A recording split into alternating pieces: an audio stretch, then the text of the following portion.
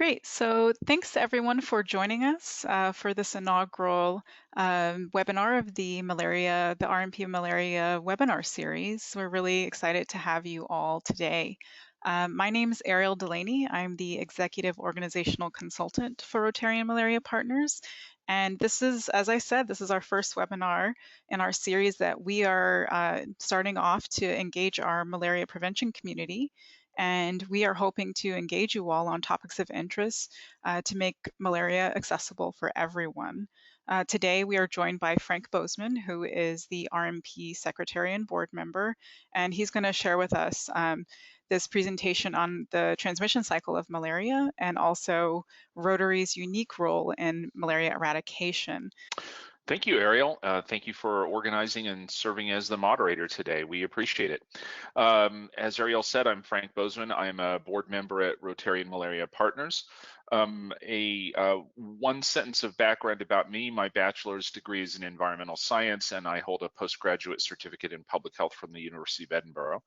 And I'm going to be walking you through a basic introduction to malaria, what we at Rotary Malaria Partners are doing to address it, and how you can help. So Rotary Malaria Partners is based in Seattle and is managed by a board of directors composed of Rotarians from, at last count, 7 different Rotary clubs. We are a 501c3, and we've partnered with over 70 Rotary clubs across the United States and Africa in 21 projects so far. Our vision is that malaria is eliminated worldwide, and in reaching that goal, we seek to generate a broad international Rotarian movement for the eradication of malaria. So we're going to walk through 3 sections here today. First is an introduction to malaria itself as an infectious disease, and we have an interesting take on that I think everybody may find quite relevant to some of the things that are going on right now. And then we're going to talk about why we believe that Rotary in general is uniquely positioned to take on malaria. And then we're going to dive into how you can help make a difference. Malaria, the title of this slide is Greatest Killer of Humankind. We don't say that lightly. We know from archaeological records that malaria goes back at least 1,500 years, but scientists strongly suspect it has been around and infecting humans for far longer. In fact, there is a credible theory that it has been around for tens of thousands of years and possibly has killed half the people who ever lived, which would be over 50 billion since the year 50,000 BC. Prior to modern medicine, it was thought to be caused by noxious swamp gases, which makes sense when you think about the connection to mosquitoes, and that explains its name coming from Italian for bad air. Let's talk about what specifically causes malaria. Malaria is a complex infectious disease with a complex life cycle, and it helps to understand what that life cycle is. And so we're going to start with the organisms that are involved in it. So the actual malaria, the disease, is caused by a family of parasites that we know as Plasmodium. There are 4 species that cause malaria, and one of these, Plasmodium falciparum, which you can see in the upper left of those 4 images, those 4 microphotographs, is responsible for most of the severe cases and deaths that we see today. Plasmodium parasites are carried to humans via mosquitoes, specifically a genus of mosquitoes called Anopheles. Now, there are thousands of species of mosquitoes. There are over 400 species of Anopheles worldwide. Out of those 460 species, about 30 to 40 transmit Plasmodium. And then of those 30 to 40, there is a complex of species known as Anopheles gambiae that transmits Plasmodium falciparum. Just to sum up this slide, the malaria, the disease, is caused by a parasite. The most severe form of malaria, falciparum, is caused by a specific parasite, Plasmodium falciparum, and Plasmodium parasites, and specifically Plasmodium falciparum, are carried by species of mosquitoes from the Anopheles family. And so as I said, it's a complex life cycle. An infected mosquito bites a person who then becomes infected themselves. The bites are always by female Anopheles mosquitoes, and they are generally active from dusk to dawn. Once the parasite, during the process of feeding on the human, some of the parasites get into the human. Once it invades the human, it takes residence up in the liver and infects that. And then that leads to infected red blood cells that circulate throughout the human. And then another mosquito comes along, bites that person, and the mosquito becomes infected with the parasites and then spreads the parasites to another person, and so on. So you can see there's a parasite, there is a mosquito that carries that parasite from human to human, and then humans, we ourselves are a vital part of the transmission cycle of malaria. So what is the impact of malaria today? Well, it kills over 435,000 people per year. We had in 2018 over 219 million cases of it. 15 sub-Saharan countries account for 75% of the cases, but over 40% of the world's population live at some risk of some form of malaria. In 2017, over 60% of deaths were children under the age of 5 who were particularly vulnerable to malaria. That's nearly 730 a day. That if you sort of do the math, that gets you to 1 every couple of minutes. So it is, although we've made great progress on malaria, it is clearly a severe problem for the world, and it is especially a problem for children under the age of 5. Now, normally at this point, we dive into some of the other aspects of malaria and then go on to the next parts of our presentation. But given events in the world, we thought it would be interesting if we compared malaria to COVID-19, the disease that is caused by the coronavirus. Since I'm guessing most or all the people on this call read and watch stories and learn about this disease every single day because we're so affected by it, it provides a reference point. My guess is that most of the people on this call know more about COVID-19 than any other infectious disease they've ever known about in their lives. How do we compare COVID-19, which is the disease caused by the coronavirus, and malaria? Well, they are very, very different diseases, but starting from your knowledge of COVID may help you understand malaria a little bit better. So COVID-19 is caused by a virus, an organism so simplistic it barely qualifies as a life form, whereas malaria is caused by a very, very complex parasite. The underlying organism that causes COVID-19, the virus, is called SARS-CoV-2, or Severe Acute Respiratory Syndrome Coronavirus 2. And malaria, as we've seen in previous slides, is caused by the Plasmodium family of parasites. One important difference between COVID and malaria is that there is no vector for COVID. COVID is spread via the air. It's an airborne disease, and whereas malaria is spread by mosquitoes. And that makes malaria much more complex. It makes sort of everything about attacking malaria a more complex problem. So R naught, many of you, I'm guessing, have read about or heard about R naught, and probably maybe many of you for the first time recently. But if you haven't, R naught, the simple idea of R naught is that R naught is a representation of how many people an average person infected with a given disease is likely to then infect themselves. So if R naught is 1, so if R naught equals 1, then a disease is going to stay stable. The number of cases, each person who has it is going to infect one other person, and that's it. And as the disease runs its course, then there are always roughly the same number of people. When R naught drops below 1, then diseases die out. And that's certainly where we're trying to get with COVID. And when R naught is above 1, then diseases are going to grow. So where we are with COVID is that there are a variety of estimates out there, and it should be noted that it is difficult to get accurate data for this sort of thing in the middle of a pandemic. We will have much better data in 6 months, in a year, and we'll have especially good data once the pandemic is over and we're able to go back and look at this historically.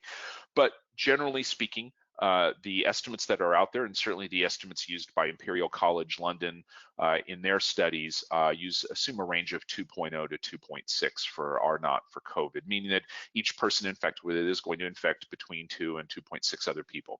Malaria, because of its spread as via vectors, via mosquitoes, and because of the highly variable nature of geography and other factors that affect the spread of malaria, has an incredibly variable R naught from 1, which would be great if we could get to that, all the way up to 3,000. And it depends on many, many factors: geography, weather, the efforts to control vectors in a specific area, built-in immunity, acquired immunity, which we're going to talk about, and a variety of other things. Again, you can see in sort of every step here, malaria is a very, very complex disease. So IFR. IFR stands for infection fatality rate, which you may also hear or see the term CFR for case fatality rate or case fatality ratio. In essence, if you get infected with COVID or any other disease, what is the chance that you're going to die from that?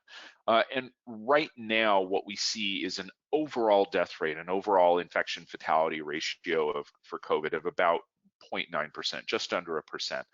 But it's highly variable in that it rises steadily with age. Children seem to be highly resistant to COVID, which is wonderful news. However, it rises dramatically as people age and is over 9% for those aged 80 and above. Malaria is very different. It's not an opposite curve, but it's certainly skews toward children. The overall IFR, the overall infection fatality ratio for malaria is 0.2 to just under 0.5%, but it is much, much higher for children under the age of 5 who are not resilient to malaria in the way that adults are. In terms of cases, so this is something that cases and deaths, we all worry about this. We think about this every single day with COVID. Where are we with COVID? And I should point out these numbers are current as of about 6 days ago, and clearly COVID is a very, very rapidly changing and developing phenomenon. But these are accurate as of a few days ago. So we were at about 290,000 cases worldwide, but that's doubling very, very rapidly. Malaria is about, as I said, 220 million cases per year, and that's relatively steady. It's certainly not on any kind of exponential growth path. In terms of deaths, COVID were about 13,000 deaths a few days ago, and again, doubling very rapidly, especially in some countries. Malaria is, again, a pretty stable number, about 435,000. Now, you could look at this, if you only looked at these 2 lines of this slide, you'd say, well, why is COVID a problem? And the issue is that COVID is, again, on an exponential growth path, and uncontrolled will far surpass the toll of malaria in the short to medium term. Geography, that's another thing about COVID. Geographically, COVID is worldwide. It's in places like Greenland, whereas malaria is restricted to areas where the mosquitoes that carry the Plasmodium parasite, where Anopheles mosquitoes are active. And specifically, it's restricted to countries that have not been able to establish good vector control. If you may remember from growing up or from civics class or government class, things like malaria abatement, mosquito abatement districts. Well, the reason we have those is to prevent diseases like malaria. But in countries where Anopheles mosquitoes are endemic and where they don't have the funding and the infrastructure to be able to do that, then that's where you get malaria, and that's why those cases are so concentrated in that part of the world. So a vaccine. In the case of COVID, our tools for attacking diseases specifically like COVID and the coronavirus family have progressed dramatically over the last 10 and 20 years. And so we have a number of vaccines that are in development. In fact, at least one vaccine has already been tested on some very brave early volunteers. And I think most researchers agree that we are on a track to have a good vaccine available within 18 months. Malaria is a much more challenging problem.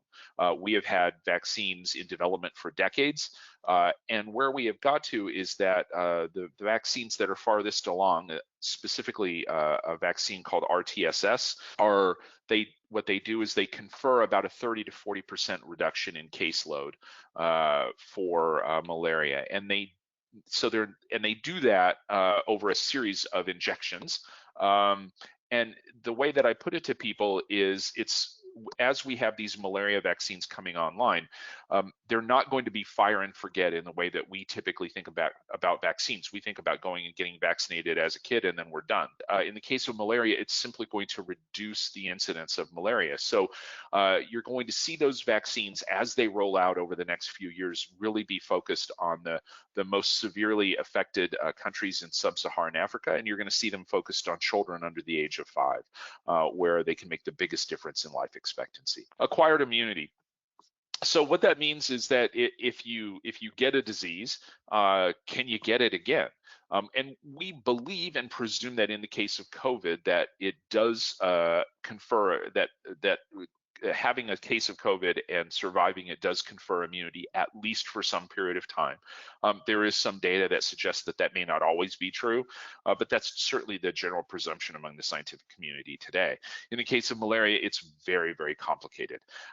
Having malaria, people do suffer from malaria over and over again over the course of their lives. That being said, suffering from a case of malaria reduces the chances that you're going to die from it later on with each subsequent case. And so the problem is that children under the age of 5 haven't had those exposures to malaria in the past, and it hits them especially hard. So it's very, very complicated, the issue of acquired immunity. And then finally, prevention. In the case of COVID, we all know what prevention means. It means social distancing. It means isolation. In extreme cases, it means quarantine. In the case of malaria, prevention is what we call multimodal. That is, there are a number of things that we do and can do in conjunction with one another to bring down the load of malaria in a given area. It starts with having great healthcare systems, with practicing good vector control. But as you'll see over the course of the rest of this presentation, there are many other pieces to that puzzle. Why now? Polio cases have been reduced down to below 100 a year. As we all know, Rotary has a huge focus on polio and has for decades now. And that aligns with our areas of focus, Rotary International's areas of focus on fighting disease and saving mothers and children. We believe that Rotarians are ready to take on a new health challenge as we progress toward the end game on polio. We're down to 3 endemic countries now and hopefully down to 2 soon. And we see African governments where polio has been eliminated in all but 1 country in Africa, now turning their attention to other public health issues. And that's not to the exclusion of polio. I mean, we still have to keep vaccinating everyone against polio until it is gone from the earth. But certainly we know how to do that now. We have declared areas polio free, and we have resources and attention that are available among governments to focus on other public health issues. And malaria is certainly a huge health burden, it's a quality of life burden, and it's an economic burden on countries, and they are ready to take it on. We see that there's broad support internationally and among non-governmental organizations to eliminate malaria. And we also see that multifaceted or multimodal campaigns against the disease have shown success. Rotarian-backed projects are now applying methods proven to drive malaria incidence towards zero. So we think this is a great time to focus on this. The next section of this presentation is on Rotary's unique position. So why Rotary and why Rotarian Malaria Partners? Rotarians are seen generally as great partners, and we carry with us, we all owe a debt to the generations of Rotarians who have come before us and who've worked so hard and so tirelessly to fight against polio. That gives us a reputation that we can leverage in the fight against malaria. We have a proven record. We are seen as an effective partner in a variety of projects and programs, not just maternal and child health, not just disease eradication, but clean water and other issues. And as for RMP, we have invested over $1.5 million in funding in projects that have benefited over 350,000 people. So again, that gives us a reputation and as a great partner and an ability to go almost anywhere and to talk to almost anyone about what we're doing and get the help that we need. And we have credibility on the ground. We work with partners. We'll talk about this more in a moment, but the National Malaria Elimination Center, you see that that poster here in Zambia, Rotarians across sub-Saharan Africa, the Bill and Melinda Gates Foundation, PATH. We are seen as neutral and objective. We are seen as apolitical.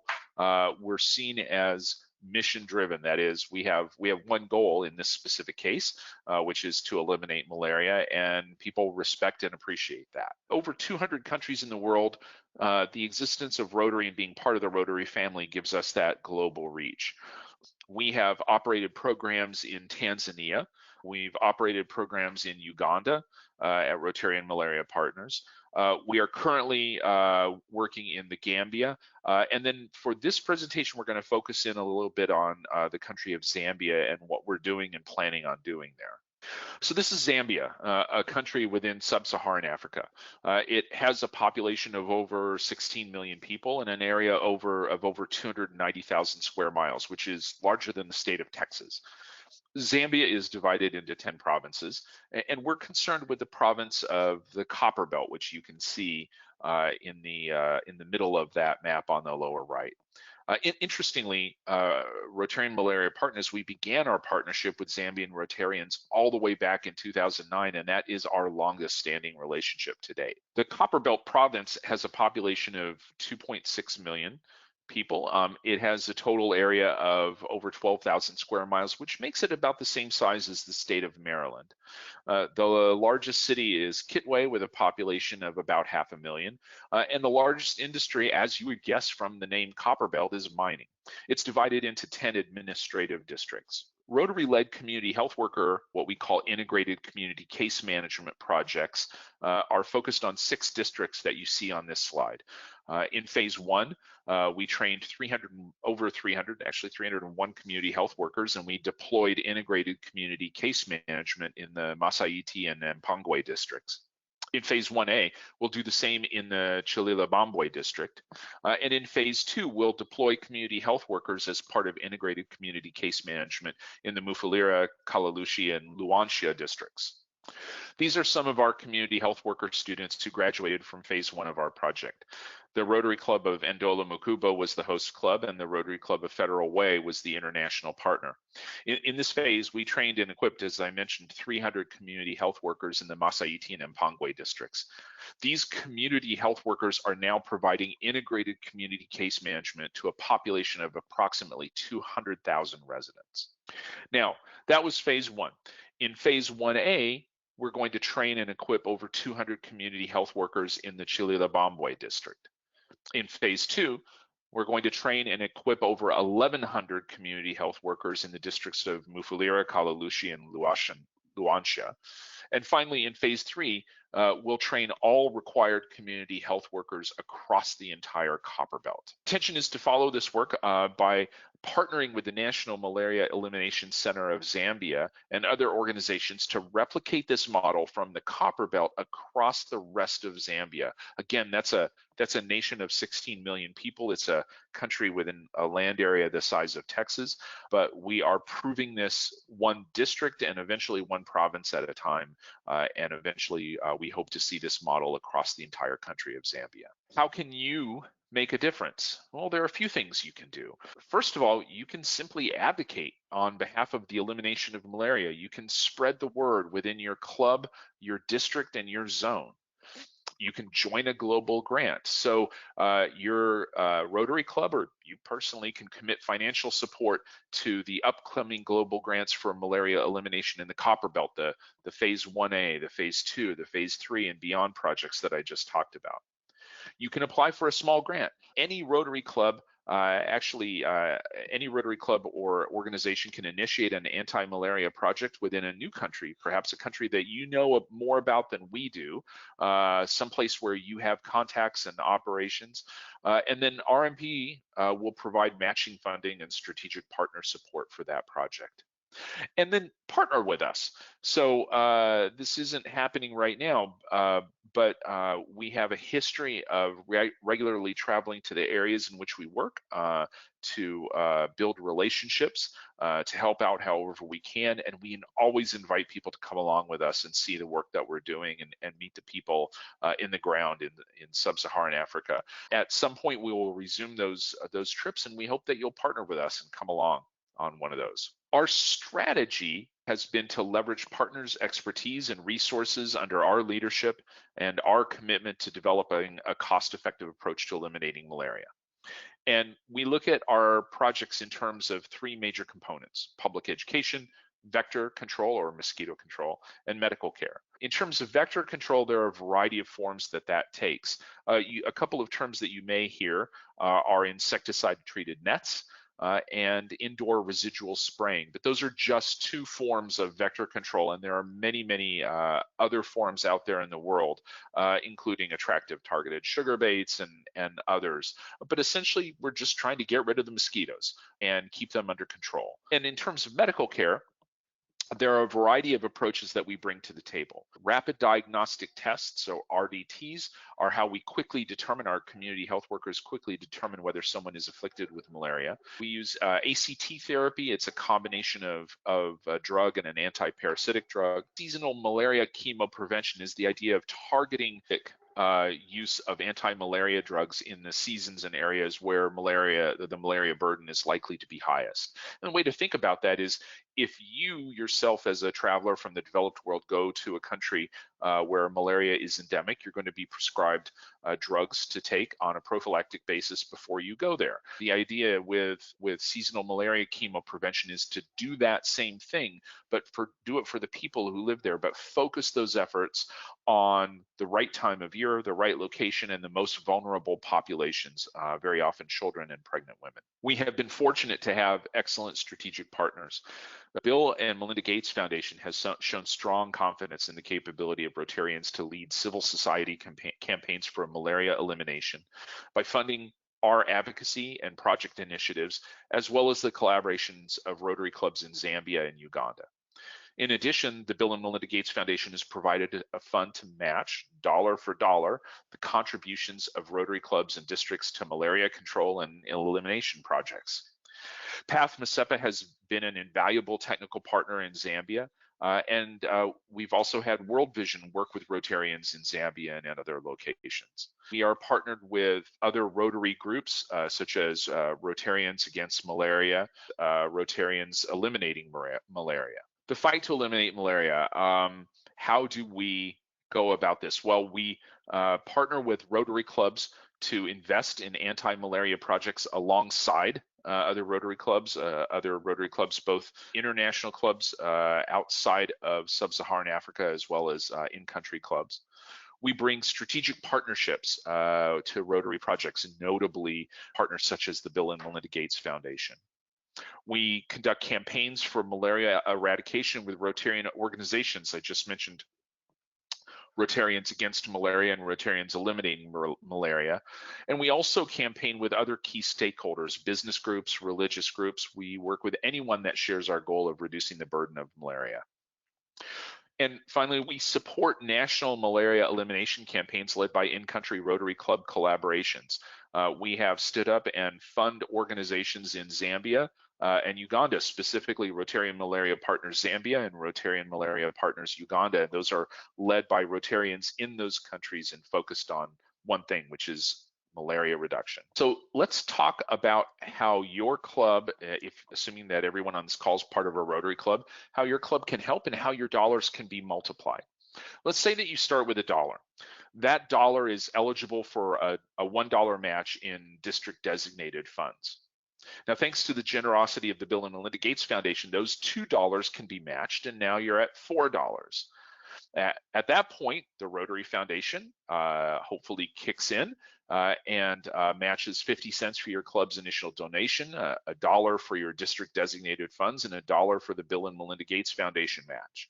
That makes an overall total of up to $6.50 for your $1 donation. In other words, every dollar you contribute has the potential to multiply into as much as $6.50 on the ground.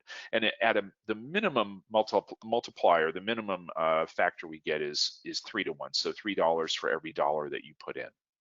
Now, how do those numbers work if you're putting in a realistic amount, say $5,000? Well, let's say your club starts with that $5,000 donation. All the same matches apply. So in the end, you'll have as much as $500 to make a difference. You can go home and tell your club, if we put $5,000 into fighting malaria, we can work with Rotarian Malaria Partners, our district, the Rotary Foundation, and the Bill and Melinda Gates Foundation to get up to $32,500 for malaria reduction. And that's an amazing deal when you think about leveraging your contributions. Now, how does that impact on the ground? Well, let's use that matching ratio. Not every project will get a full 6.5 to 1 match. It just depends on the district and the specific project, but many will. So assuming a 6.5 to 1 match, that original $5,000 becomes $32,500.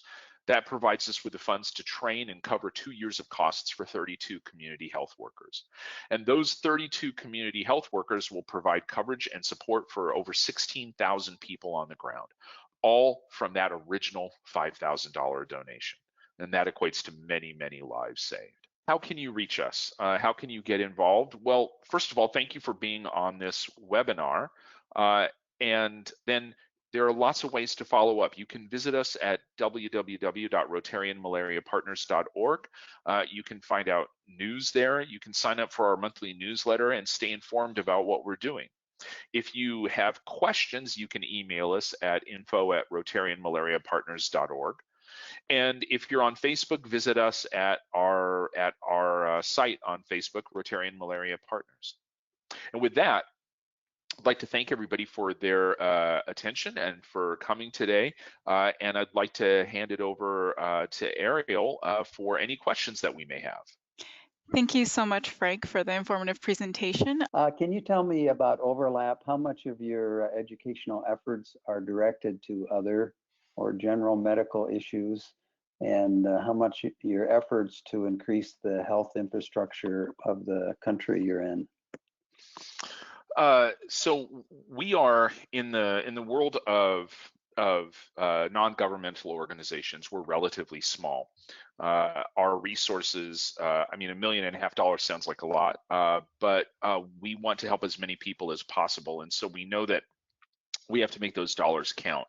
As a result, we really target our efforts specifically on health infrastructure that is directly related to and supportive of malaria, and education that is directly about malaria itself. So in the end, I would say my answer to your question is that we tend to be extraordinarily laser focused on malaria, not on general issues. That being said, the organizations that we partner with, the Bill and Melinda Gates Foundation, World Vision, PATH, many others, tackle a whole host of issues, as do Rotary clubs worldwide, from, as we said, general maternal and child health to clean water and sanitation and other issues. But we really try and stay focused on our core mission. First of all, I'd like to thank you, Ariel and Frank. This has really been a good job that you've done on this webinar. That's the first thing I want to say. But so how are we going to eliminate malaria without eliminating the Anopheles mosquito? So that's a great question. So first of all, I should point out that there are efforts to actually, and I'm guessing you're aware of these to some degree, there are efforts to actually eliminate the species of mosquitoes permanently from the earth, or genetically modify them in such a way that they are no longer hospitable hosts to transmit Plasmodium parasites. But those are long-term efforts. Those are based on genetic engineering. They carry with them significant questions around ethics, environmental ethics, and related issues. And as Bill Gates has said, that they're working to develop those drugs, those genetic interventions, but ultimately they're going to hand them off to the international community, and that's going to be a decision that Africans are going to have to make for Africans as to whether to deploy those. In the meantime, the way I would answer that question is to ask you when the last time you heard about a case of malaria in the United States, or in another country that, at least in some locations, like the United States, at a comparable level of development, that does have the ability to host mosquitoes of the Anopheles genus. And the answer is it's pretty rare. We've been declared effectively malaria-free, and that's been that way for many, many years. And the reason that we've been able to do that is we have a very robust underlying infrastructure. So we have hospitals, we have a wealthy enough nation that we can easily access the drugs to treat malaria. We have a great infrastructure of physicians and nurses and other folks to treat people. We have mosquito abatement districts that keep the burden of mosquitoes down. We have the money to afford homes with screens on the windows, and the list sort of goes on. We've done it not by we've defeated malaria and declared countries like the United States malaria-free, not through some sort of amazing technological breakthrough, but through an accumulation of a whole bunch of efforts on a whole bunch of fronts that came along with becoming a relatively wealthy, developed nation. Now, we can't just go build that economy and that infrastructure overnight in sub-Saharan Africa. So the way that we do it is by focusing our efforts there. The money that we have available to us, which is worldwide for malaria, is in the range of a few $1 billion a year. We focus it very, very carefully on actions that we think can reduce that burden down to zero. If you think about it for a moment, if we could get to a point where we either reduce the mosquito burden down to zero, then there's no way for the parasites to make their way from human host to human host. If we can get the burden of malaria in people down to zero, then there are no malaria parasites, no Plasmodium parasites in people's bloodstreams for the mosquitoes to become infected with and transmit to other humans. So we can get the malaria burden down to zero. We have declared dozens and dozens and dozens of countries in the world where malaria was once endemic and once a severe health challenge and economic challenge. We've declared those countries malaria-free by doing hard work, and we can do it in sub-Saharan Africa as well. Oh, good evening. Nice to talk with you. Thank you, Frank, and thank you, Ariel. Thank you, Rosemary. Yeah, it's really great. We're familiar with the Rotary Malaria Partners and admire your work. I was just wondering, why not the Caribbean? Why are we not alleviating the disease burden in the Caribbean? For instance, an island like Haiti, shared with the Dominican Republic. It seems so possible because it's so circumscribed and it's an island incomplete. So why target sub-Saharan Africa over the Caribbean? That's a very good question. First of all, malaria, as we were pointing out, as I pointed out, something like 75% of the cases of malaria worldwide are concentrated in sub-Saharan Africa. The vast majority of children under the age of 5 who die from malaria are in sub-Saharan Africa. And the form of malaria, so I'm not familiar with the epidemiology of malaria on the island of Haiti and Hispaniola as a sort of larger entity. In sub-Saharan Africa, the form of malaria that is most prevalent, Plasmodium falciparum, is extraordinarily dangerous to children. There are other forms of malaria that occur elsewhere in the world that are not quite as dangerous. It doesn't mean they're not a severe problem. It doesn't mean they don't make people sick and kill people. They do, but falciparum is where we see most of the burden of disease and death. That being said, we are always open to new projects in new countries. We have that I'm aware of, no specific expertise in Haiti, but if we had a partner, another club, whether here in the United States or in Haiti or elsewhere, that had expertise there and access to resources on the ground, come to us with a proposal, I can tell you that we would take that very seriously. We want to broaden our reach beyond sub-Saharan Africa and attack malaria wherever we can. So we are eager for project ideas to be brought to us that we can start with small funds. Our pattern is very consistent over time, and I hope you saw that in the presentation. Both as an organization and in each of the countries that we operate, we start small. For example, in Zambia, we started with just a couple of districts in Copperbelt, just covering a couple 100,000 people, and now our eventual hope is to get to all 16 million people in that country. But it starts even before that. So we start with very, very small projects, and $5,000. If someone has a concept and they can bring even a little bit of money to the table, we can get that matched. Then we can test out techniques, test out using our methodology for attacking malaria in new locations, potentially even new forms of the disease that we haven't really dealt with seriously before. And we're always eager to do that. So I would say to you, Rosemary, or to anyone else on the call, if you have an idea for a project that is outside of sub-Saharan Africa, and if you feel like you have some expertise or access to some expertise that can help us get that project delivered on the ground, and you have access to, or you are yourself a local Rotarian, please bring it to us and let us try to find a way to work with you and get that project funded. We would love to hear from you. The next question is coming from Dele Balogun. I have it right here. It says, I'm inviting RMP to Nigeria. I will want to partner with you to start a malaria eradication program in Nigeria with District 9110. We need your support in strengthening the community health workers and health system to enable them to sustain and end malaria. Well, that's the best news I've gotten all day, and it hasn't been a bad day.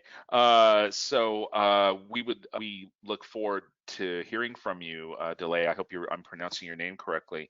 And we would love to meet with partners who have expertise and resources on the ground in Nigeria and see what we can do there. So trust me, I'm sure that the various board members who are on this call are chomping at the bit to hear from you and to hear what you have in mind. So thank you so much for attending, and thank you so much for your comment, and we look forward to hearing from you. Frank, how effective have these interventions been? What reductions have you seen in malaria in the areas where RMP has been active? It's complicated. Thank you, Sarah. Great question.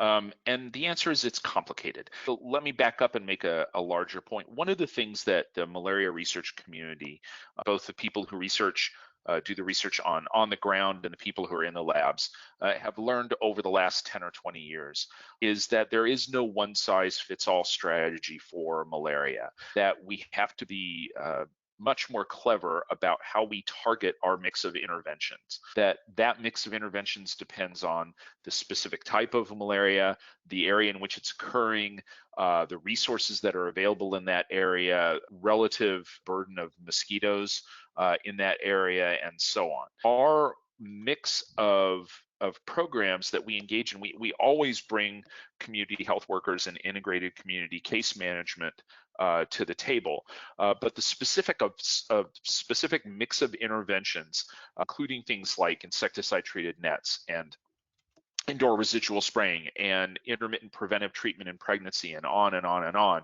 really depend on those circumstances, and it's going to change every time. That's something that you'll hear from malaria researchers around the world. With all of that as a very, very large caveat, I can tell you that we have seen projects where we have reduced the burden of malaria down to single-digit percentage points of where it was before we began. So close to zero that you get down effectively to zero. As I was saying when I was talking about COVID, once you reduce R0 down below 1, and if you reduce it to 1, then a disease is going to be stable, and if you reduce it below 1, it's gradually going to die off. And certainly we have had projects where we have reduced the burden of malaria down to the point where we have effectively, in a given area, rendered it not really a problem. Now, that doesn't mean that we get to walk away and not do anything. We have to sustain those efforts over time. Mosquitoes will come back if you let them, and parasites will spread again. But we can get close to zero, close enough that it's effectively zero, with the right mix of interventions, with the right sorts of partnerships in place. Oh, yes, thanks again. I was wondering if your educational materials were available so that they could be used in other projects. I am sure they are, but I don't know that we have them on the webs. Chuck, I would suggest reaching out to us at info@rotarianmalariapartners.org.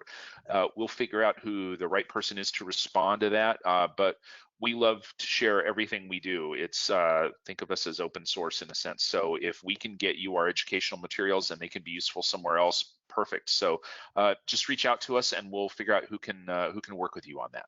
How does RMP work with RAM/RIM? How are you avoiding redundancy in terms of the Rotarian effort against malaria? Given that malaria strikes over 200 million people a year and kills over 400,000, there is room on deck for everyone who wants to make a difference. We are tremendously grateful to have Rotarians Eliminating Malaria and Rotarians Against Malaria as partners within Rotary. Our focus has been as an independent organization that allows us to do some things that be a little bit trickier were we specifically within the Rotary organization itself. And so we've been able to build some relationships and pursue funding that would have been difficult for us otherwise.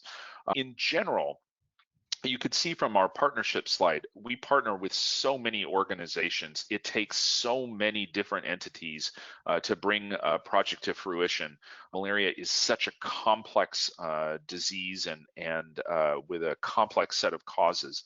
So I just don't think there's really any stepping on toes. It's if anything, we wish we had yet more organizations that we could partner with to go after this. And I think what we see in the partnerships that we have is that each organization, REM and RAM and the National Malaria Elimination Centers and PATH and the Bill and Melinda Gates Foundation, each one of them brings a different set of resources, a different set of expertise, and a different perspective, and sometimes a very different geographical focus to the table. We love those partnerships, and we are delighted to have them. And the more help we can get and the more help we can give to other partner organizations, the better. I really thank everyone for participating today. Thank you, Frank, for a wonderful presentation and for your engagement. Please look out for additional webinars coming up on our RMP webinar series, and we look forward to talking with you again at a subsequent one. And again, please visit the website if you like to look further at anything, and send us an email if you have any subsequent questions that we could answer. So thanks again, everyone. Thanks, everyone, for joining us, and thank you, Ariel.